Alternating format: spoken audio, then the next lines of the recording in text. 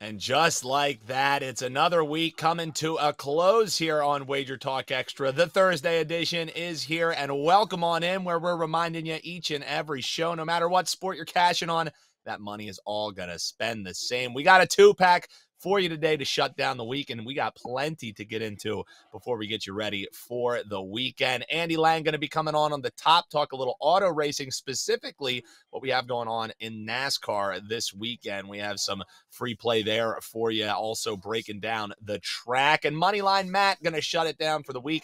He's going to give his final thoughts on this UFC fight night from Las Vegas going this weekend. If you want more content from that, head on back to our previous episodes, see what our man Andy Lang had to say about the UFC event this weekend. And speaking of which, Andy Lang joining us right here at the top. And Andy continued to cash tickets in this NASCAR circuit. Also F1, don't forget about that too when we're talking auto racing. So what about this weekend's event? Let's do a little life in the fast lane right off the top and just get your kind of thoughts on how things are going to shake out, because I don't think probably we learned much from last weekend.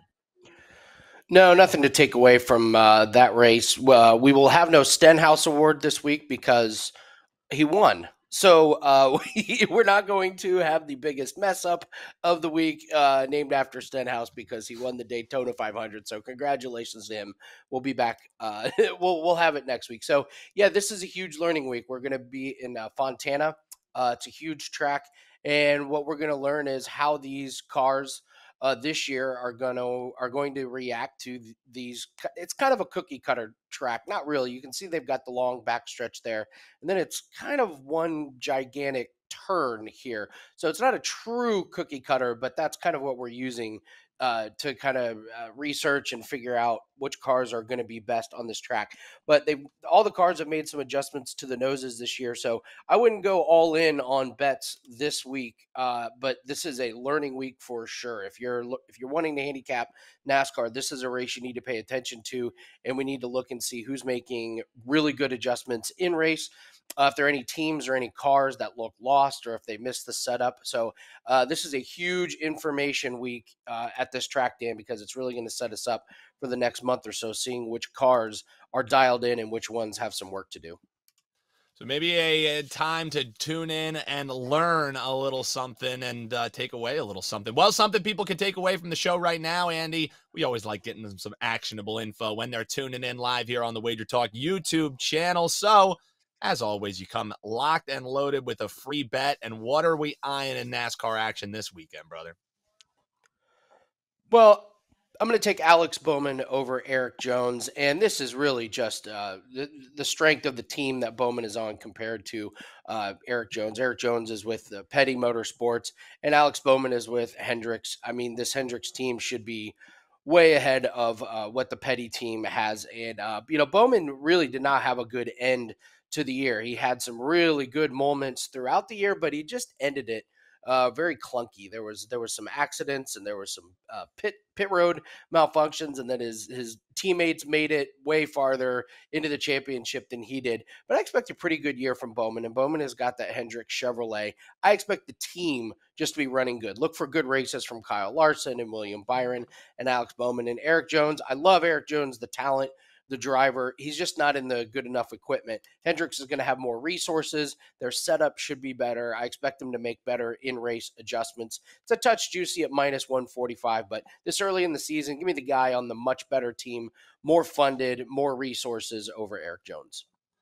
Bowman over Jones. The free play for you here in NASCAR action this weekend. And free plays are always great, Andy, but let's be real. These client plays in auto racing since you've been at WagerTalk have just been incredible, and people can partner them with something that has also been pretty terrific for you and your clients, and that's your golf packages. Believe it's $299 for auto racing and golf through both of their respective seasons, and I know that that's something that you always look forward to when it's this part of the year, right? Yeah, it's the best special that we run at WagerTalk each and every year. We've never had a losing season on auto racing or golf. You can still get this 2023. We've already had 7 golf tournaments, turned a profit in all 7 of them. And this is the weekend and that NASCAR really starts betting. And then next week, Formula One is here. So this really, really marks the start of the betting season for myself and for clients for auto racing. They're doing testing in Formula One right now, so we're learning a lot.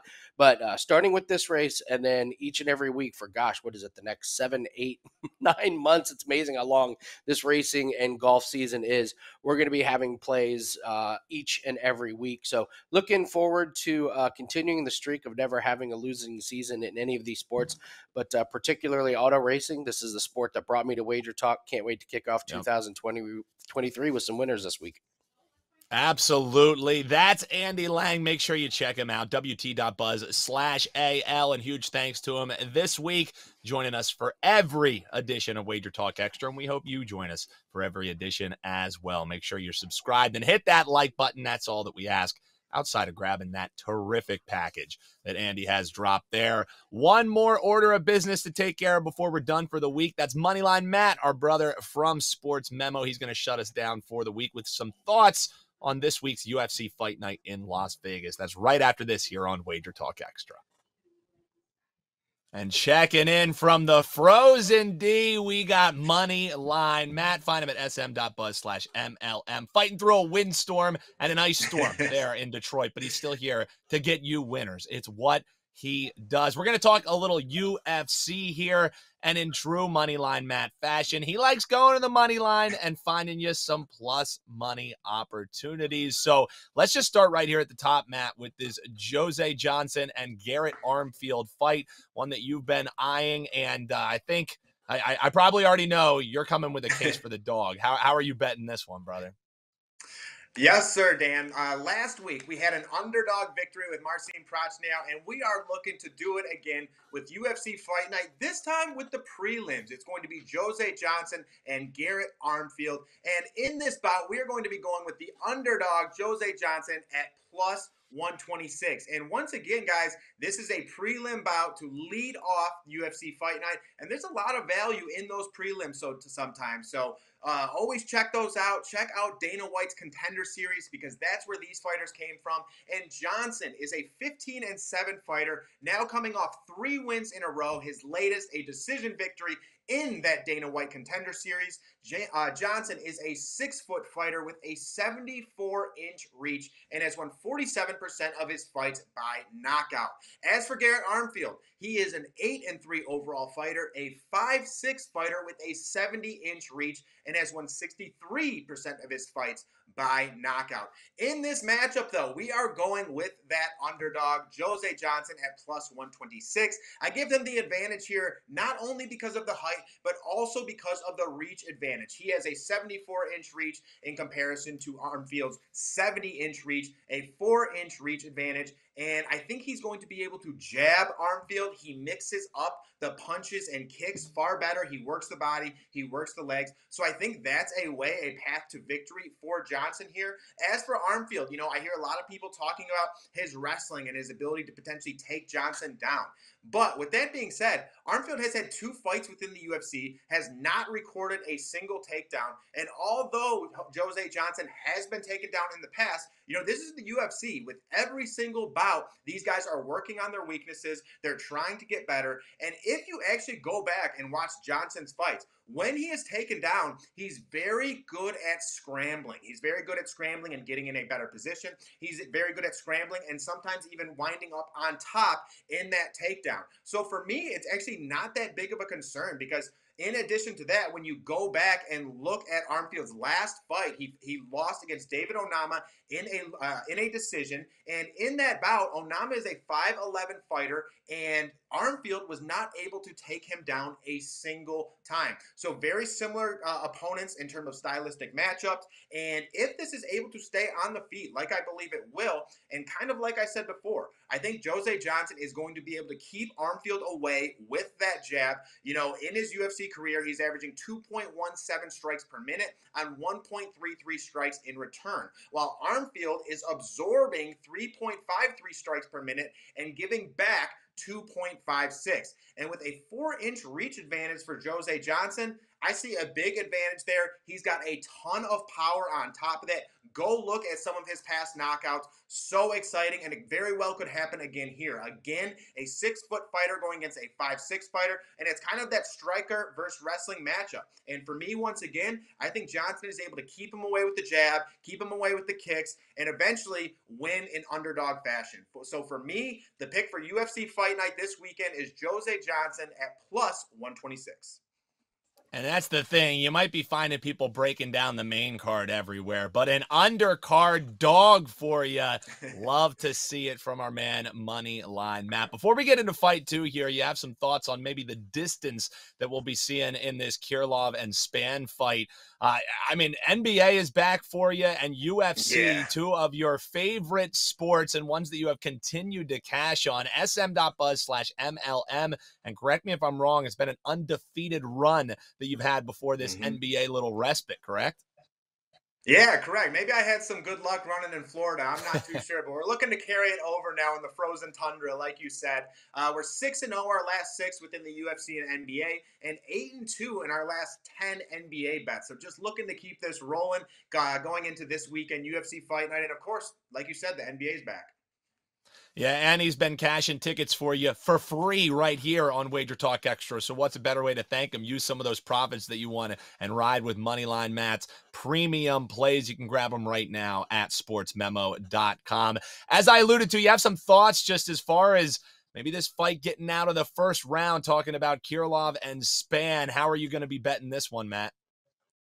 All right, Dan, for this fight, we're looking at Nikita Krylov and Ryan Spann. And in this bout, I actually think I looked at it a different way than most, because the way I'm looking to bet this is actually to start round 2. And yes, that's at minus 140. And I understand why the odds are the way they are to start round 2. You know, Nikita Krylov and Ryan Spann, both very dangerous fighters. Not many of their fights actually get out of the first round in addition to that.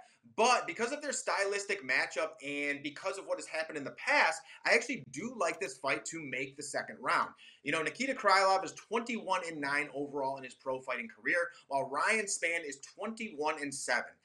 Coming into this bout, both fighters are now in the top 10 of the lightweight division, something that is very hard to achieve and something that I believe both fighters obviously really want to keep. They want to keep that ranking within the top 10 and try and rise up the rankings on top of that. You know, when looking at Ryan Spann, one of his last 5 fights have made it to the second round. So I think that's a big reason why the odds are the way they are. You know, if you take a look back, he knocked out Dominic Reyes in the first round and also submitted Ian Cutelabo in the first round on top of that. You know, the fight before that, however, he was the one that got submitted in the first round. So again, I do understand why these odds are the way they are. But when you take a look back at opponents, you know, I don't believe Dominic Reyes or Cutelabo are top 10 caliber or even a ranked caliber fighter at this point in time. Dominic Reyes has lost 3 fights in a row before facing Spann and was brutally knocked out by Jan Blachowicz and Yuri Prochazka. So again, you got to wonder how much is even left in the tank with some of these fighters when they are facing Ryan Spann. You know, it's unfortunate. Dominic Reyes was a great fighter a kind of a long time ago now, and he's just somewhat a shell of himself. As for Ian Cutelabo, you know, he has a 5-8 record in the UFC, hasn't won a fight since losing to Ryan Spann on top of that. So again, trying to read into those opponents a little bit more. As for Nikita Krylov, in his last 5 fights, 3 have gone to the decision. So he is more of a decision-style fighter. He has many paths to victory on top of that. He likes using the groundwork. He's a good striker on top of that. And when he has gotten first-round finishes, you know, it's been against Alexander Gustafsson. So again, another fighter who's an absolute shell of himself. Very comparable to Dominic Reyes, actually, kind of guys who are trying to make that way back and probably just don't have it anymore. And then also he was submitted by Paul Craig in the first round. Again, because these first round finishes were against fighters who were essentially shells of themselves, that's why I personally believe this is going to make it to the second round. Again, both of these fighters are top 10 in terms of the light heavyweight throughout the UFC. So an equal matchup. It's not staggered, you know, like a Spann against a Dominic Reyes or anything along those lines. So when you get to that point, and on top of that, when you've seen your opponent knock so many people out, you tend to come in a little tentative. You tend to come in and feel the opponent out a little bit more. You try and find your spots, their weaknesses, things of that nature. And in addition to that, both of these guys use the takedown game. They use the wrestling game. And when you're on the ground, if you're facing a good wrestler and you're on the ground or you're on top control, that often wastes the clock too. It runs the clock and it makes it so you can get to that second round. So for me, both of these fighters are very dangerous. I understand why the odds are the way they are. But for someone like Nikita Krylov, he is a very careful fighter. He really picks his spots. He's in and out. While Ryan Spann, on the other hand, he is a wrestler, but he really does fight behind that power. And if Krylov can avoid that power for some time, I see this fight going on to the second round and potentially even the third. I do not see this going to a decision, but I do think this is going to be one of those main events that ends up going longer than a lot of people believe. So for me, the pick in this fight is to make the second round with yes at -140.